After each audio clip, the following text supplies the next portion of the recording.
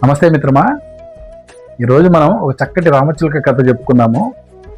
అంటే ఎక్కడో పంజరంలో ఉన్నటువంటి రామచిలుక మరి ఎక్కడో జరిగే సత్సంగంలో జరిగిన ఒక విషయాన్ని ఎలా తెలుసుకుంటుంది, ఆ విషయం తెలుసుకున్న తర్వాత రామచిలుక ఎందుకు మూర్ఛపోయింది, ఎందుకు అపస్మారక స్థితిలోకి వెళ్ళిపోయింది, తదితర కథని మంచి నీతి కథ మిత్రమా. ఇది ఒకసారి మనం తెలుసుకునే ప్రయత్నం చేద్దాం. మిత్రమా, ఒక ఊరిలో ఒక వ్యక్తి నివసిస్తూ ఉంటాడు. ఆ వ్యక్తి వాళ్ళ ఇంట్లో ఒక చిలుకని ఒక పంజరంలో పెట్టి పోషించుకుంటూ ఉంటాడు.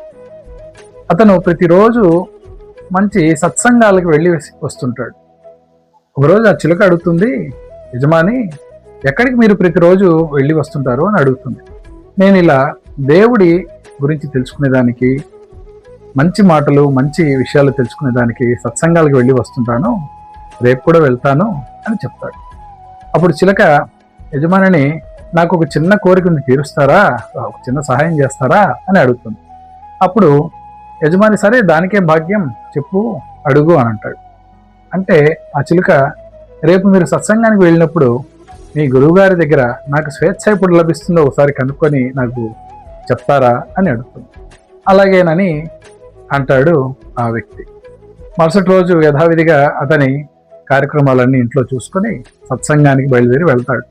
సత్సంగం మొత్తం పూర్తిగా అయిపోయిన తర్వాత గురువుగారి దగ్గరికి వెళ్ళి నమస్కరించుకొని, గురువుగారు మా ఇంట్లో ఒక చిలుకుంది, అది తనకి స్వేచ్ఛ ఎప్పుడు లభిస్తుందో ఒకసారి మిమ్మల్ని అడిగి తెలుసుకొని చెప్పమని అడిగింది, ఎంతో ప్రాధేయపడింది, కొంచెం చెప్తారా అని అడుగుతాడు. అది విన్న వెంటనే గురువుగారు అపస్మారక స్థితిలోకి వెళ్ళిపోతాడు. అది చూసినటువంటి ఆ వ్యక్తి కంగారు పడిపోయి అక్కడి నుంచి వెనక్కి వచ్చేసి ఇంటికి వచ్చేస్తాడు. యజమాని ఇంటికి వచ్చినటువంటి విషయాన్ని గ్రహించిన రామచిలుక యజమానిని అడుగుతుంది, నా గురించి అడిగారా గురువు గారిని, ఏం చెప్పారు అని అడుగుతుంది. అడిగాను, కానీ నీ అదృష్టం బాగోలేదు. యజమాని చెప్తాడు, అడిగాను కానీ నీ అదృష్టం బాగలేదు, అక్కడ నీ విషయం గురించి మాట్లాడిన వెంటనే గురువుగారు అపస్మారక స్థితిలోకి వెళ్ళిపోయారు అని చెప్తాడు.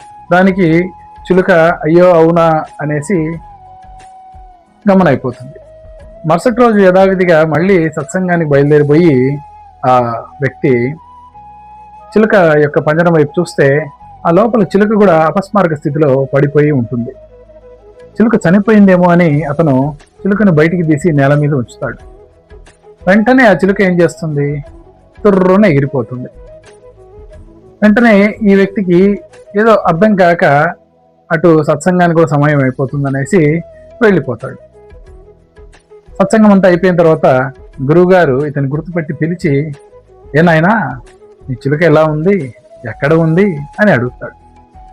ఆ వ్యక్తి ఉదయం జరిగిందంతా చెప్తాడు. ఈ విధంగా చిలుక పొద్దున అపస్మారక స్థితిలో పడి ఉండేదని గమనించి నేను దాన్ని తనిఖీ చేసేదానికి, తన ఆరోగ్యం ఎలా ఉందో తనిఖీ చేసేదానికి బయటికి తీసుకొచ్చి నేల మీద పండబెట్టాను, అది తుర్రున ఎగిరిపోయింది స్వామి అని చెప్పి దిగులుగా చెప్తాడు.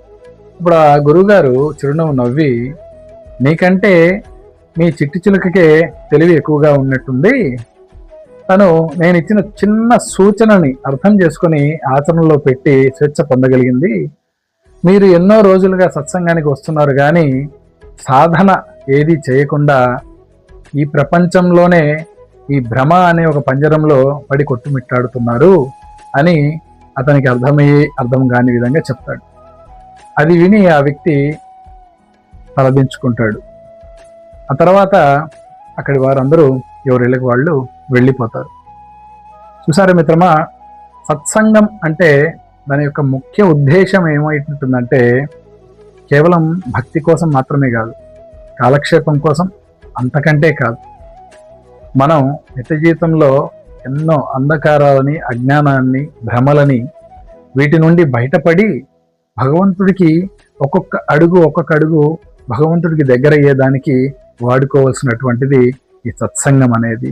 భగవత్ కార్యాలు ఏవైనా సరే, పోయామా వచ్చామా, ఏదో 2-3 గంటలు గడిచిపోయిందనో, పూజ చేసుకుంటే ఈ అరపూట ఏదో గడిచిపోతుందనో కాకుండా భగవత్ కార్యక్రమాలు ఏవైనా సరే మనస్ఫూర్తిగా మనము వాటి వల్ల మంచి సన్మార్గంలో నడిచే విధంగా మనం వాటిని మలుచుకోవాలి.